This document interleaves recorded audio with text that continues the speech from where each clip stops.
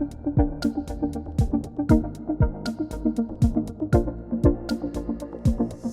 ora koutou, welcome to Caucus, everybody. Haere mai, come on in. It's time for this week's meeting to start. I'm Tim Watkin. And ko Lisa Owen tako ingoa. I'm Guyon Espiner. And call Scott Campbell tēnei.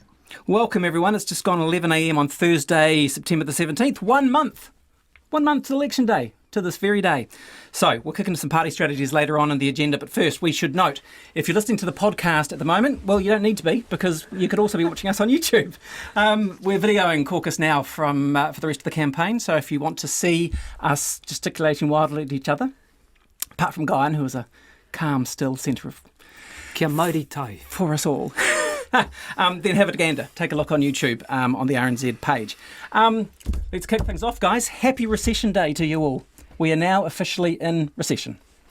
Pakaru mai te haunga te āhuatanga o te auhanga. The economy's stuffed. Pakaru, yeah? Pakaru. But not as bad as it was going to be. I mea ana koe. What did you expect? Well, yeah, we expected 16% drop in the quarter from the pre-fu yesterday, but we got 12.2. Yeah. So, I mean, the number that I'm focusing on, the most important number that I'm focusing on is the unemployment number. I think that's the best measure of an economy, and it's the one that affects people most, whether they have a job.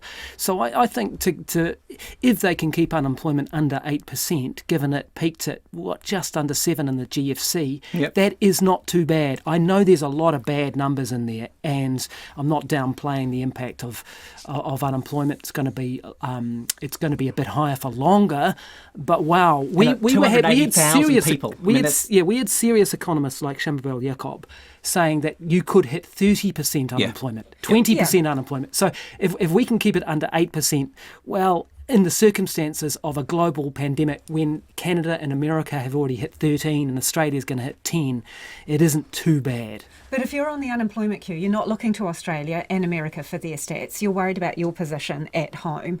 And while that figure is way better than anticipated, it is still ugly. As Tim points out, that's more than an extra 100,000 people in the unemployment queue. What's that, a Hamilton? That's almost Hamilton. Yeah, and that's and the tail of that, as you've pointed out, goes longer than we expected. What is it? I'm just looking at the pre-fu numbers here. It goes through until 2024. It's still higher than people would like it to be. And those are the numbers that hurt people. In the sense, you can look at the fact that we're going to be running debt at 55% of GDP, and you go, that's a huge number. 55. I can't conceptualise that. But what I can relate to is the fact that I don't have a job. So that's ugly numbers. But it's not like anyone is going to get the blame for this, though, right? We're in a global pandemic with economies failing around the world. And I think Kiwis have just I think when you go into a mall at the moment and you see how many people are in a mall who are spending, when Air New Zealand does a record number of flights in one day, and people have this pent-up sort of urge to go out and spend money at the moment, I just think there's this false economy that's happening, and you can't. I think the government have done, by the looks of it, a pretty good job. It's bad. It's not as bad as we thought it was going to be.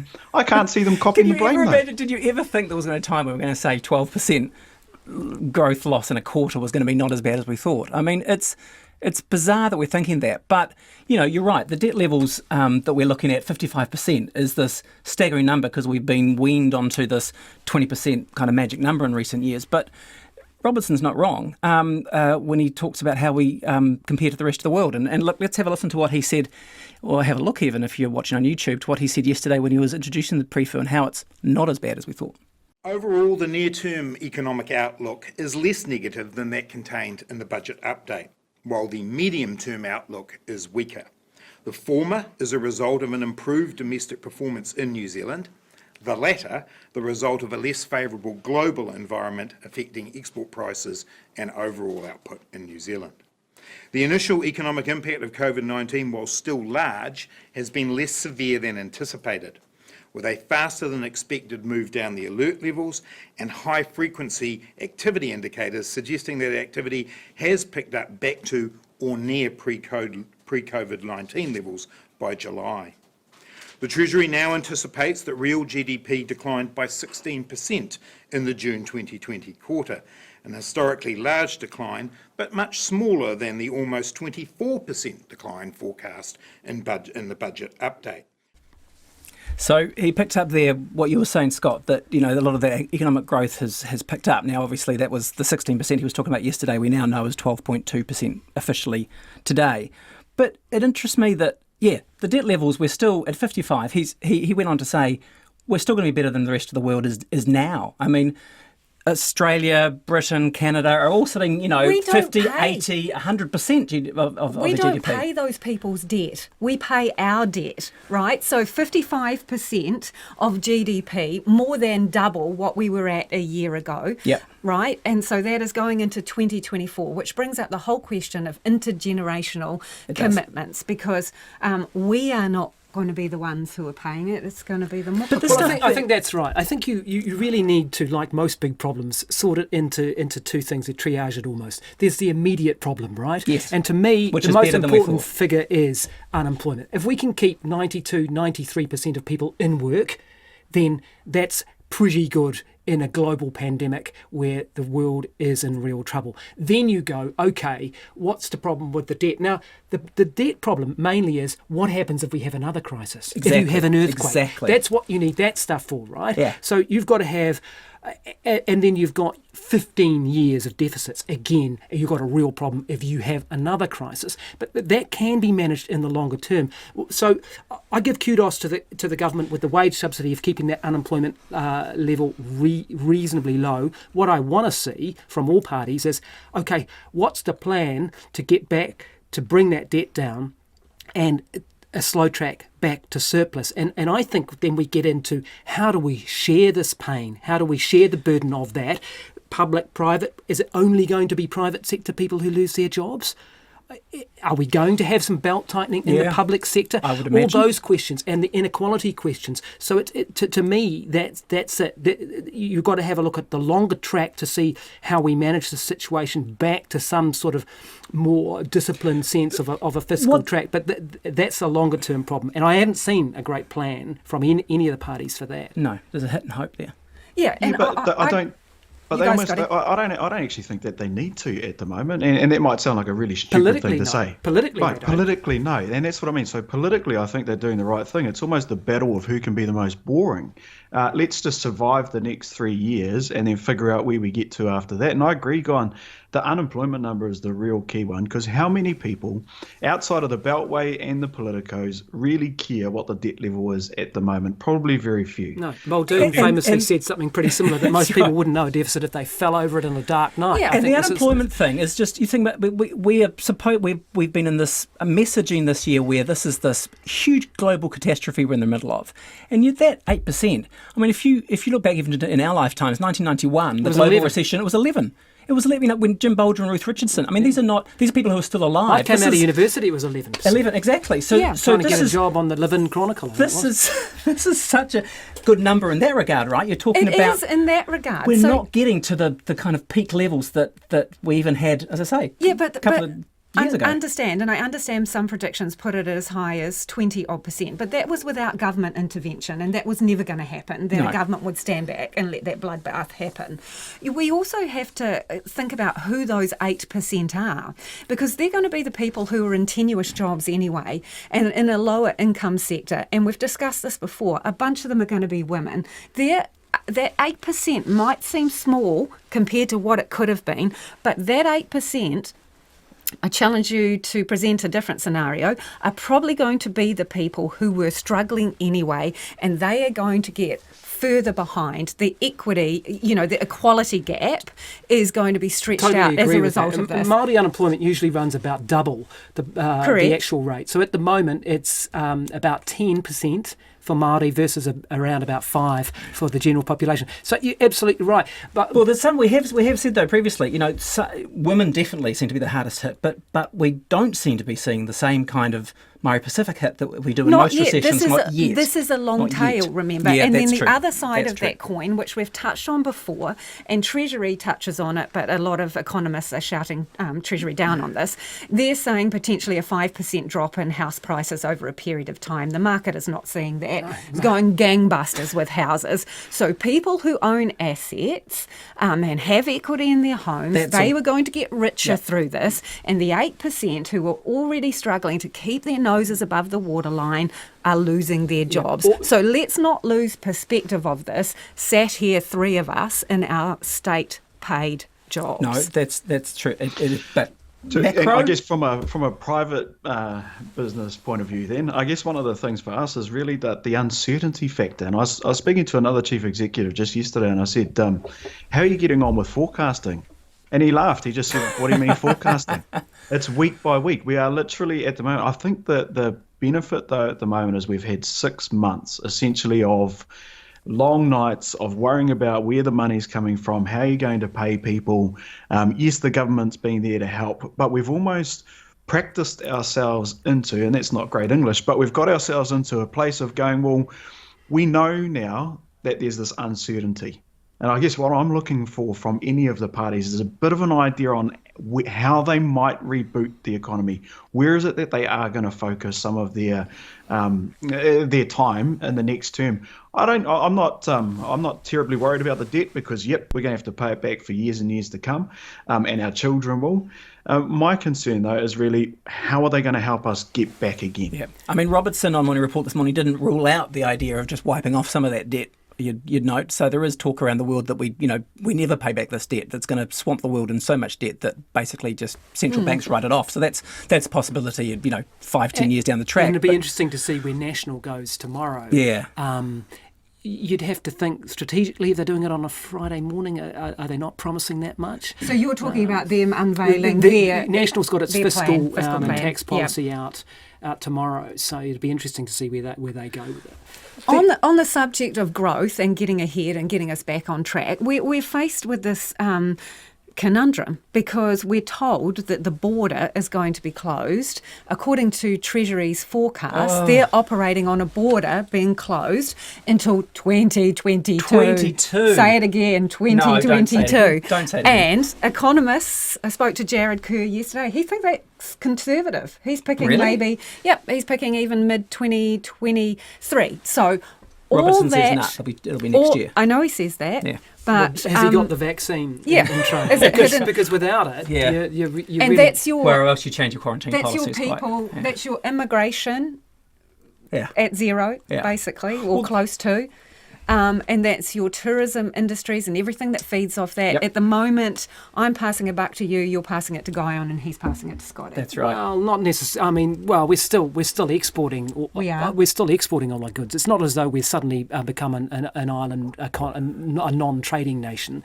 We've lost our export education and our tourism industry. Two of the top which four. are Two of big. the top four. They are, Yeah. but we are still exporting, obviously, and importing goods. And actually, we've our balance of trade is actually looking quite good. and So to- look, I don't want to be some sort of naive optimist, but God forbid. I mean, But I that's- think yeah. compared But to where we could have answer, been, we aren't doing Scott's too bad. question, What's it's that, mate? infrastructure. Not again. I think, but our hard borders might be closed. But again, though, we're doing stuff at the moment from Tauranga, the metropolis of Tauranga, and we're trading with people currently who are in Singapore and San Francisco who have just commissioned us to do a job. Right, so yes, it's the exports are still there, and the people coming into the country might not be, but we're still able to trade. There are ways that we can do it. And I So the think smart that- economy, the service economy, not goods even, as you say, you can still do work wherever you are, right? But it's also that on the hard economy, this is where I was interested in Robertson yesterday too, and what we've heard from National. It's all about infrastructure now, right? There's this big infrastructure off going on between the parties. That's where they're ploughing the money they've got, and this idea that that's where the salvation will come from by just building. I mean, you look back at the last campaign, and Labor and National were arguing over the transport plans of like, $2 billion. Oh my God, a whole $2 billion on transport. And now they're talking about, National's talking about $31 billion. Yeah. I mean, we've gone into this Gulliver's travel of an election campaign now, right? It's Gulliver's election campaign where every other bit of spending from previous years is Lilliput. And now where these giant big numbers are stomping around the political landscape. And people aren't getting that, I mean, even National throws out $4 billion for schools alone, and that's everybody's transport policy last election. These numbers are phenomenal. Yes, but at the same time, it's the same old. As you say, it's roads and other similar things. And Scotty touched on it before. We're behind on that, so that's not bad. Yes. You mentioned immigration, right? Yeah. We've got a lull in immigration now, so this is an opportunity to catch up, right? Yeah, There is something about seeing someone in a high-vis jacket on the side of the road with a digger next to them, right? And if you drive around... What does it do to you, Scott? Well, it's a confidence factor. Yeah. There's stuff happening. Cranes on the skyline, as John Key used to talk about. Yeah. But in saying that, Scotty, you raised this before about, well, is it right to say mediocrity? Is it possible to die of terminal blandness? Because at the moment, in terms of the election campaign, and we're all kind of political junkies, boy, oh boy, where is the blue sky thinking? Have you seen any of it?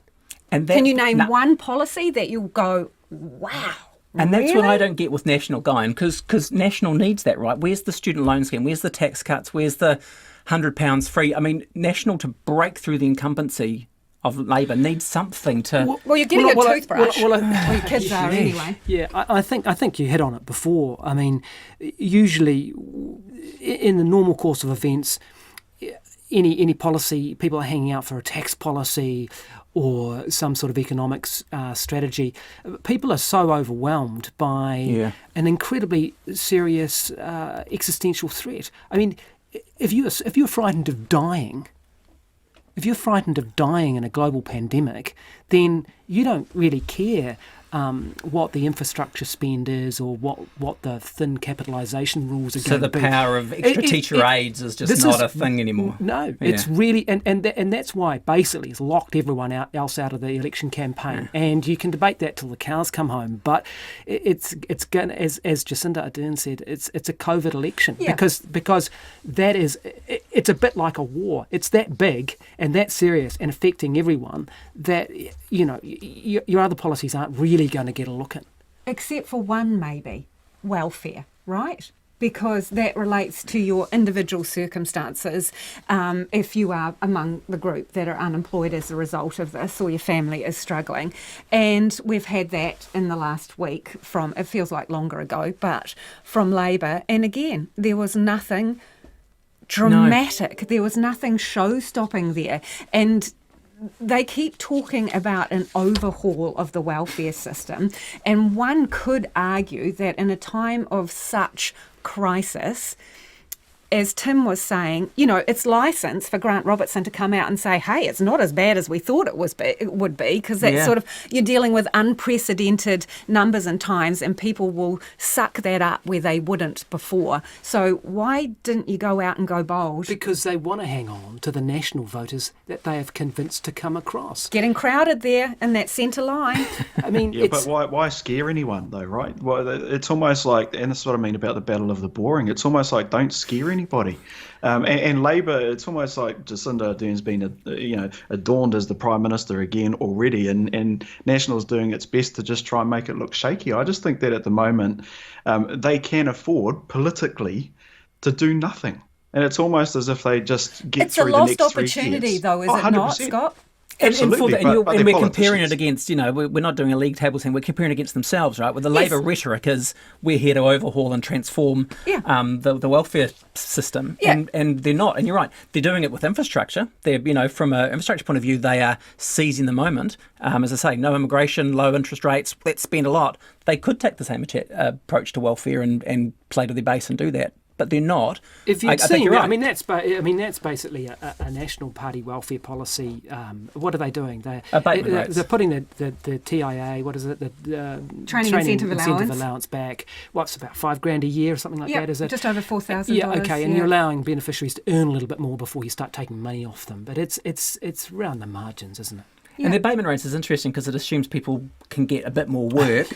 Who's going to be getting a bit more work potentially in the next couple of years? And we know from the employment stats most recently that a bigger chunk of people are getting fewer hours at work. Yeah. So those sorts of jobs might not be as easy to come by if you have hospitality lagging, as an industry, and all those jobs where you might pick up a few casual hours here or there. I mean, their welfare policy said if re-elected, the 42 recommendations of the welfare review will continue to guide us. Till kingdom come. So does National have a point then that we can't tax our way out of this problem? Sure, but are they giving us an alternative to taxing our way out of this problem? Yeah, one of the things I found interesting about them waiting until tomorrow to release their policy off the back of it was, did they not think it was going to be as bad as or as good, or what had they miscalculated the numbers that were coming out in preview? Because surely they could have been ready to go quicker than what they have been. I suppose, to be fair to them, they want to wait till those numbers are out there. They want to be seen. They're still careful managers of the economy. But you're right. You're right. Where's the revenue coming from? I mean, Labour's. We talked about this last week. I mean, they're getting half a billion, is it? From their tax policy, 550 mil tops. Pretty much nothing. But at least it's 500 million better than nothing. Where is the revenue coming from? Well, we'll see tomorrow from National. We'll see from tomorrow for National. But yeah. How do you actually get that revenue back? And you can say, oh, well, the way to get revenue is to grow the economy. Well, yeah, but if we just said tourism and export education are off the table, so tough. Yeah. What can we health and education, because we have that is always said to be the most important things for voters. We've heard health and education policies this week. Anybody excited about anything? It was like a reheated school lunch education policy. A free lunch, though. There was a few more free lunches. A few more free Yes. lunches. And a toothbrush from National. Okay, but on education, let's go through education then. The free lunches in school and the expansion of that policy had already been announced. The commitment had already been made. So it was a reheat with some numbers attached to it. Well, it's a bit like when you eat your lunch at sort of 10:30 in the morning, isn't it? You're not allowed to eat your lunch at playtime. I'm a big proponent of second lunch and second breakfast, I'll have you know. Anyway, so they had already announced that they were expanding the policy. You got some numbers attached to it. Okay, fine. The decile system, that wasn't new. They'd already announced it, so it was more of the detail around that. And they're both doing that. So. Yeah, so what did you get that was new? It was the equal pay. Yeah. Early childhood education. And for National, it's back to charter schools, some investments in classrooms, and more more teacher teachers. aides and more teachers. I mean, in this way, it's relatively traditional, right? It's more, Labour is more money for teachers and National is more money for more teachers. So, yeah. They're a bit the same though, right? It's a fight over who's in the centre a little bit at the moment, and that's I think even National coming back to talking about going big on Farmac, and well, that's not new. One thing I did find really interesting is I was watching a debate from the East Coast last night, you're living the dream, Scott. Oh, mate, what a life you lead in lockdown. And Meka Whaitiri was asked the question about Labour's education policy and $1.9 billion that had been attributed to it. She had no idea. She had absolutely no idea what the policy was. She fudged her way around it. She talked about apprenticeship schemes and all this, but she had no idea. This is somebody in the governing party who has no idea about the policy that was released by one of her colleagues. Interesting. Hey, just on the policy releases before we move on, in the books we saw that there's $14 billion that's unallocated money for the COVID backup fund, right? This is the powder that Grant Robertson is keeping dry just in case there is another crisis or they need to dig deep again. Interestingly, I noticed in the fine print of the welfare policy, when you mentioned the training incentives, that money, it states, is coming from the COVID recovery fund. So there's another question to be asked there. How much of the promises that are being made on the campaign trail by the incumbents, Labour, is coming from that $14 billion that is supposed to be for a rainy day? Yeah. Because that's but one there was policy also that is some funding money. it. there was also some money that wasn't used when a lot of the businesses didn't take up, or as many of the businesses didn't take up the wage subsidy scheme as they thought they were going to. So there is money that's still there and still sitting there that they haven't used yet as well. To me, the interesting thing about the policy stuff, and you touch on Farm Act from National, I mean, that was what, an $800 million policy, I think, 200 million over 4 years. I mean, again, a pretty sort of labourish type of health policy. It's interesting to me that the policy strategy from National, they haven't gone, look, we've got a crazy outside chance of winning, and let's do some sort of fringe stuff and try to do really polarised policy. I think it's quite good for New Zealand that they've taken a fairly serious and sort of centrist approach to this, and almost like a longer term strategy. They haven't gone, let's just go crazy and try and get the fringes and really try and rile people up. A lot of people would have been, if you'd been thinking a few months ago and told me, hey, Collins is going to be the leader of the National Party, you'd be wondering whether she'd go down the Dom Brash track and rile up race relations a la 2005. Were they going to try to really, form some sort of divisive policy to try to really rank New Zealanders up? We haven't seen that. No, I think they need some credit for that. Yeah. I don't think it's going to get them anywhere electorally, which makes me respect it even a little bit more. I can't see a path to victory. Is there an active decision on their behalf, though? Well, because I would And is argue it that a decision, or the party machine moving here it already? feels to me, and it feels to me that they are almost thinking longer term, and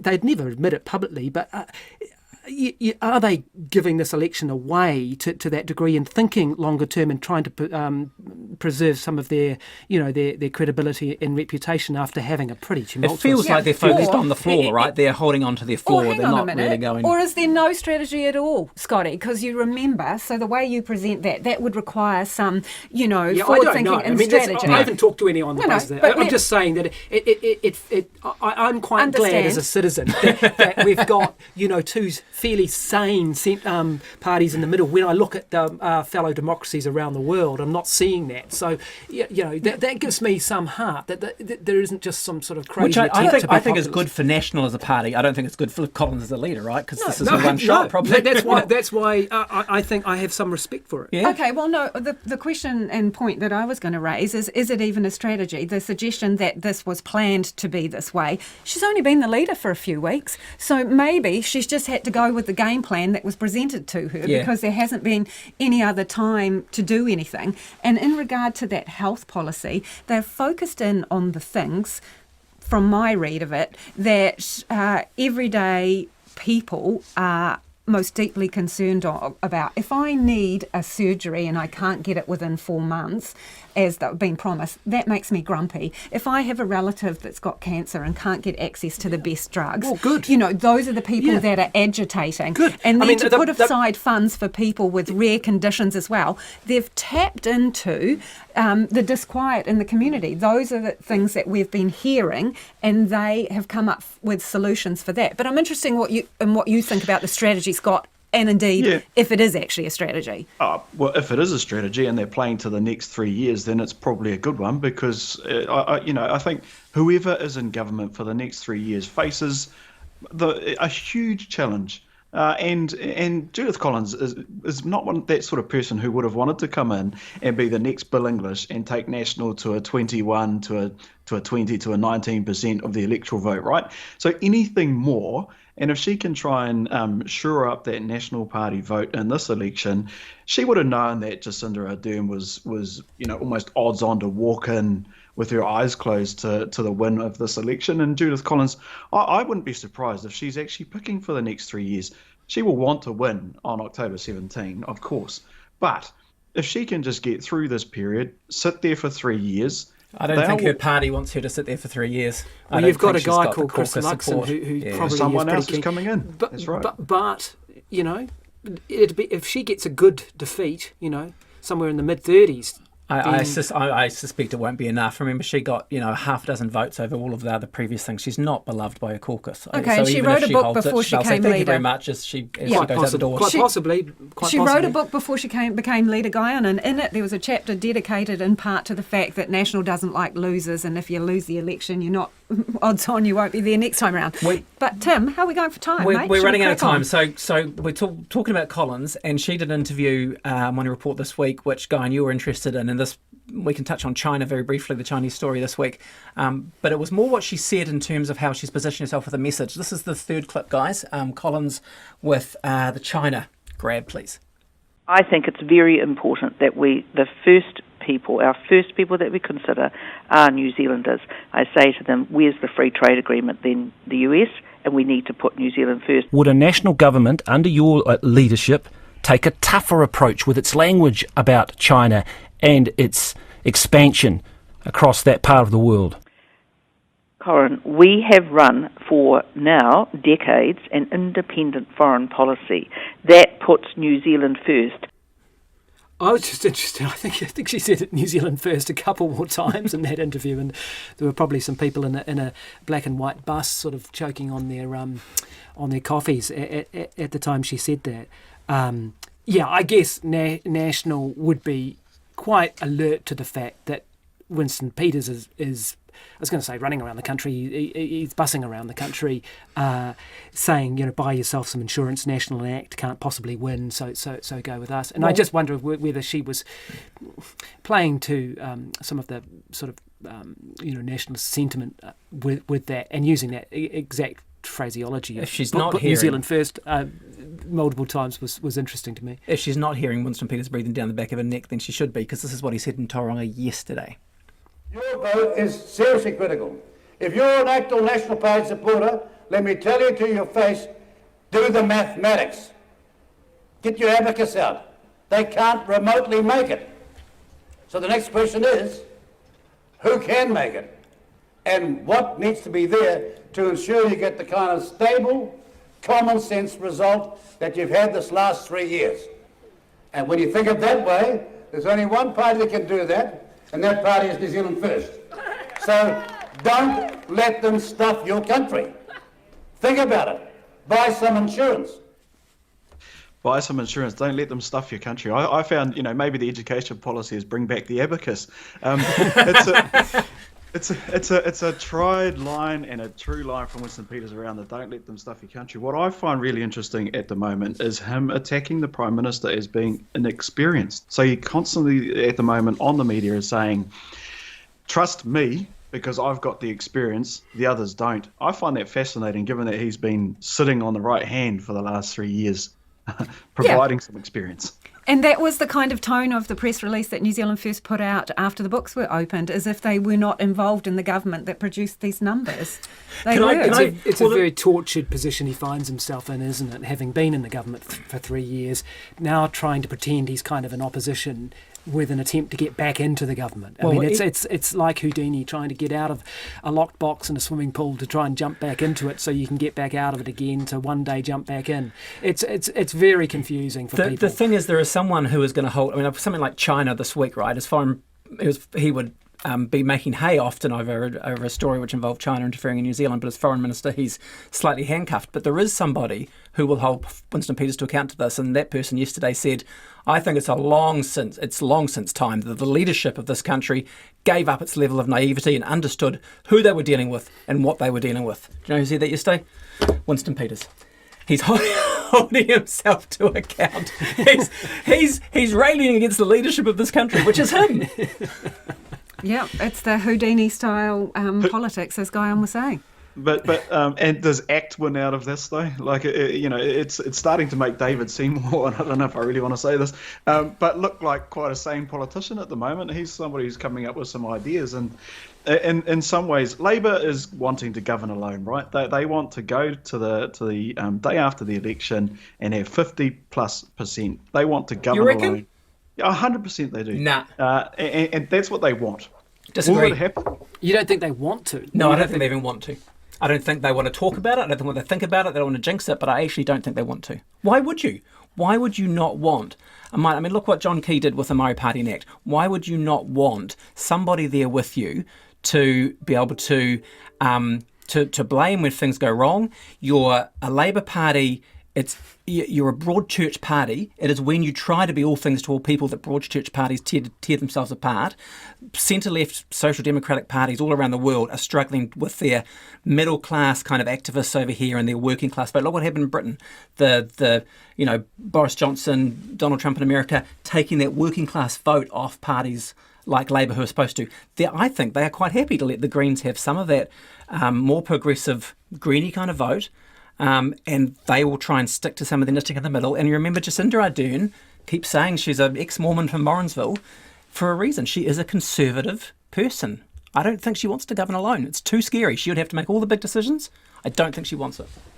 Well, I'm not so sure about that because I don't know if you caught the News Hub report on the tax policy, right, where Grant Robertson was asked, and we talked about this a little bit last week, about negotiations with the Greens. Yeah. He kind of seemed to be implying that there wouldn't be any. And I don't think that's necessarily because he was going to hold his ground. No, I hear what you're saying. I think maybe they thought there's not going to be any negotiations because they're not going to need to negotiate with people. I don't know, it could be reading more into it. I think the dream of any party is to govern alone. And yeah, I take your point. And if the Greens were there, they may well give them some minister slots outside cabinet or something. Yeah. But you can be a conservative basically governing alone. It would allow her to keep the centre ground and do it all on her own terms. So, but as Scott says, it's going to be a hideous next 3 years governing potentially, as we see with Prefer. It gets worse before it gets a lot worse before it gets better. So, do you really want to be there? Do you want to govern alone in that period? It'd be great to be a fly on the wall in those coalition agreements if there are coalition negotiations after on October 18th. I think I stand by. I think that Labour wants to govern alone. They want to do it by themselves. Why would you want to have someone who's just knifed you for the last 6 weeks sitting at a table with you, and then the Greens who are trying to get at each other and can't figure out whether they're one way or the other at the moment? I can just see Labour wanting to go it by themselves, have the say for the 3 years, and have another crack in 20. But New Zealand First, as you say, and I think they'll happy take the Greens. I don't think they want New Zealand First for a second. But I'm hearing some of the stuff from the regions. Not your part of the country, but not far away from it, Scott. There a message from New Zealand First saying, vote New Zealand First, or else you get Marama Davidson as Deputy Prime Minister. That's where New Zealand First is going to try and say, what Winston said in that clip, National's got no hope. So the only way to get some kind of centre-right voice into government, or else the Greens take over, is to have New Zealand First. But it's hard since you've anointed a government which has gone into a three-party coalition effectively with the Greens. Yeah. It's pretty hard to send that. I think the ideal scenario for MMP prime ministers is basically John Key's scenario, where you were pretty much doing it on your own, but you had ACT, United Future and Māori Party to play off, to swing left or right and have someone else to blame. And if she could find herself in something similar as a situation where she didn't really need those parties but could bring them in around the margins, then she'd probably be pretty happy with that. Let's wrap this up with the new TV ads that we've seen this week. We've got well, let's have a quick look at those two, maybe back to back. We've got Jacinda Ardern and Judith Collins straight down the camera in their new TV campaigns. Together, we went hard and early to fight COVID. Our plan now is to rebuild the economy even stronger. We'll create new jobs with infrastructure and environmental projects, make apprenticeships free to prepare for tomorrow's jobs, and back business and grow trade with targeted support. These are uncertain times, but we've seen what we can achieve with a strong plan. So let's stick together and let's keep moving. New Zealand, let me be straight with you. Communities, livelihoods, futures are at stake. Yes, it requires historic debt, but more importantly, a team you can trust to manage it. It means giving Kiwi businesses confidence, backing Kiwis to retrain or go out on their own, delivering infrastructure, a secure border and a greener, smarter future. It is a big job, but with our plan to get New Zealand working, you can trust us to get it done. Well, they both took the same approach, didn't they? One was a complete blew out, which obviously. Judith Collins with her blue jacket on and her blue background, and then Jacinda Ardern with her red jacket on. And did you notice the red roses, Yes. the red rose of socialism, and the photo Michael Joseph of Michael Savage. Joseph Savage? Yes. He was probably turning in his grave at the welfare policy that was announced. and they both had their warm voices on. Yes. You know, their warm voices on, which I go back to the earlier comments about whether we may, peter out through terminal blandness.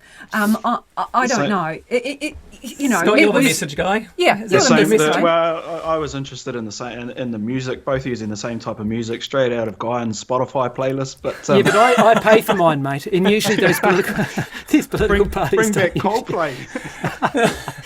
At least it wasn't Eminem-esque. No, so they're not going to get sued over any of that because there's nothing controversial enough.